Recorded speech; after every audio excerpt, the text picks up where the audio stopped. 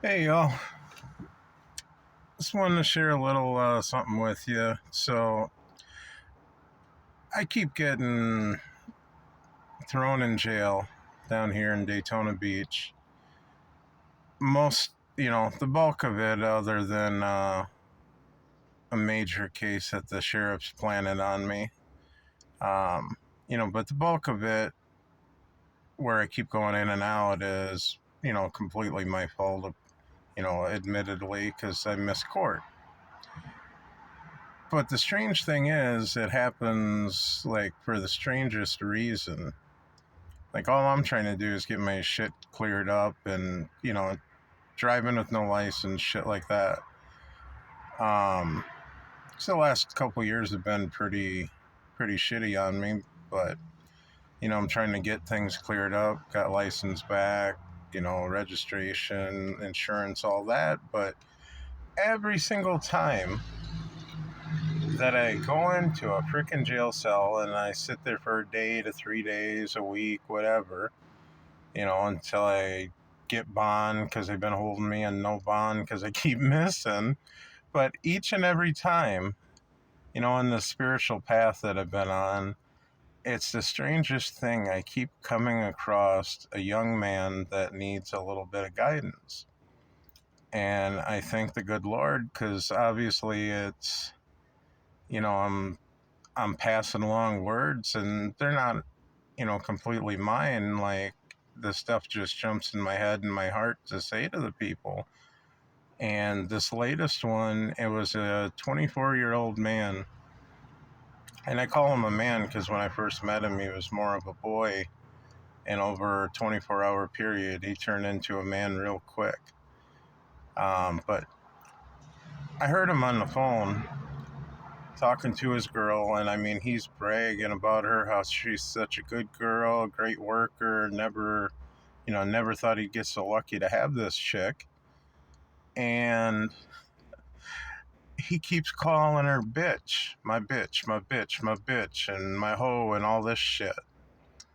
And he's saying it in front of all the guys in the cell block, like it's cool to do.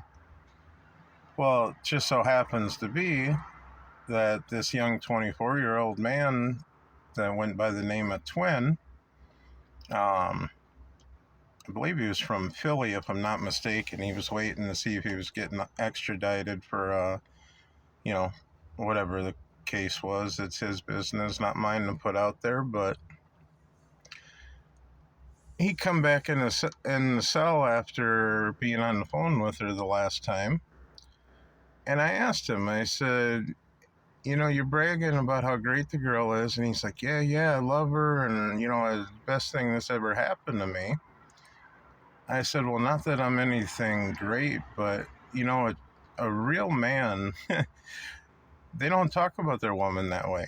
A real man treats his woman like a queen, like you're saying she is. And he sits up in his little makeshift bed. And he looks at me and goes, how do you mean? And I just felt a peace come over my heart because I knew I was going to get to him by what I was saying. And I told him, I was like, I said, I ain't never talked about any woman I've ever been with or, been friends with or anything that way. A couple of them probably deserved it, to be dead honest, but I still wouldn't talk about, any woman that way. It's complete disrespect. And I told him, you love the girl. She's that great. I said, why are you sitting there saying that kind of shit to her and, talking up around the people in this block? Like, it's cool to do. I was like, I consider myself a real man. I said, I would never do that shit. I said, I lead the pack. I don't follow. And he really took an interest when I said that to him. He goes, huh. And I'm like, yeah. I'm like, I said, you see all, you got this impression because you've been in and out of jail of how you're supposed to talk about a woman to try to, fit in with the crowd. I said, what's wrong with leading the crowd and letting these people know that it's cool to talk about your girl like she's a queen if that's what she is? She's a hoe, she's a hoe. we're all different people. It doesn't make us bad. But that man, I seen his eyes started to bubble up a little bit, and he didn't say another word. He walked out of the cell. He got back on the phone, talked to his girl for whatever it was, 15 minutes or whatever the hell the call lasts. And he came back in, he put his hand out and shook my hand, and he said, and he had tears in his eyes, and he goes, I want to thank you for giving me a great lesson. He goes, I never thought I'd be sitting in a jail cell and have someone teach me, something so valuable. And, a 41-year-old man like myself, you know, when you give your life to the Lord and, you really try to do things right, it really moves you to know that you're having impacts on these young guys' lives.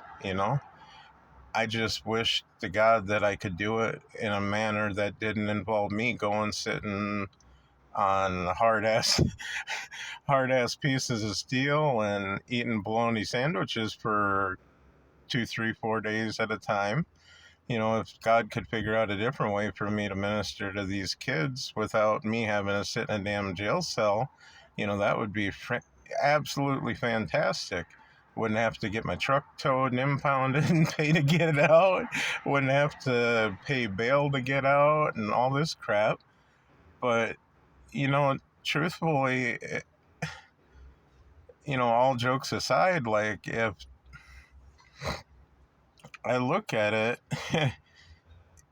if it costs me a small fraction of time and my freedom, and 500, $1,000, whatever the hell the case may be, and I get to change a young guy's life, like, how powerful is that the Lord would give you that kind of power?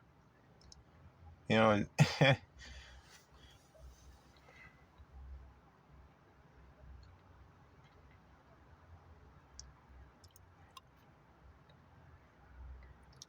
all I know is there's better days ahead, because life's been pretty shitty for a couple years with everything I've went through, and I just keep digging myself deeper in the hole. But